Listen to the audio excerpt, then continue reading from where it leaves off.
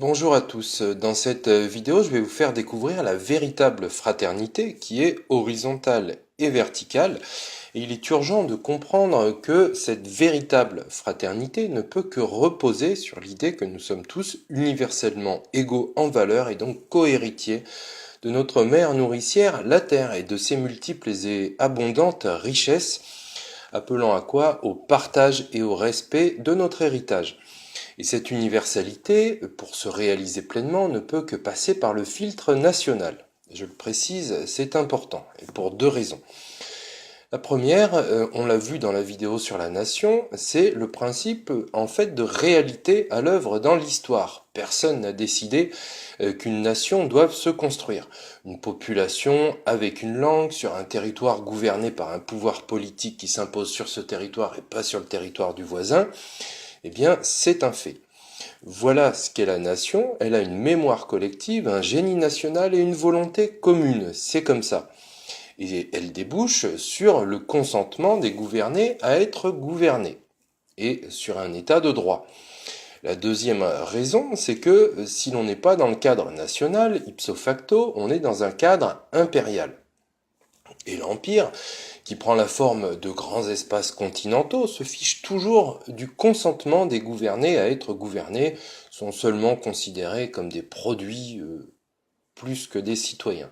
Et je renvoie à la vidéo sur la nation. Donc la véritable fraternité, qui est coopération entre les hommes, fraternité, ce que j'appelle horizontale, au lieu de tirer la couverture chacun à soi, mais aussi la coopération avec la nature, fraternité verticale, au lieu de la détruire, ne peut se vivre qu'au travers de ce que j'appelle la nation paisible, sans germe suprémaciste, qui lui donnerait une volonté impérialiste.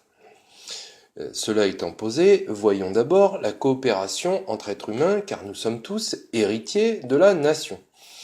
Le système économique actuel de grands supermarchés mondiaux est intrinsèquement pervers et conduit les individualités entrechoquées et armées inégalement à la compétition pour survivre ou pour dominer, et conduisant ainsi une partie des hommes à la surconsommation de marchandises toxiques à obsolescence programmée et en même temps l'autre partie à la famine.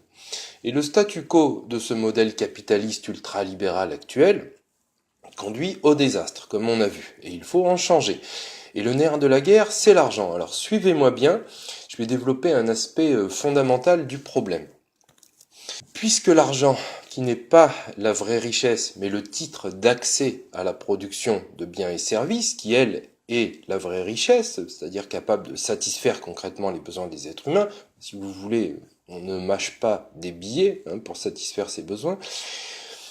Puisque donc l'argent n'est pas la vraie richesse, puisque l'argent est la contrepartie pour la grande majorité des citoyens de leur participation à la production, et puisque la production d'un bien nécessite, grâce au progrès technique, toujours moins d'heures de travail, toujours plus efficientes, puisque la libéralisation des mouvements de capitaux prônés par les instances ultralibérales mondialistes encourage des délocalisations, puisque la part salariale dans la production est appelée, grâce à l'essor et à la banalisation de la robotique, à toujours diminuer, eh bien, la part salariale dans la production va s'effondrer, laissant miséreux des dizaines de millions de salariés et leurs familles que l'État n'aidera plus, puisque les caisses, dans cette logique de l'État, seront toujours plus vides.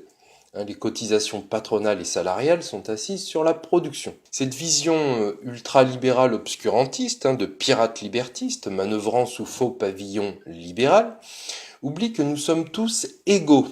Et c'est fondamental, tous égaux, tous membres à part égale de notre communauté nationale dont nous sommes tous coactionnaires. Et ce pour trois raisons fondamentales.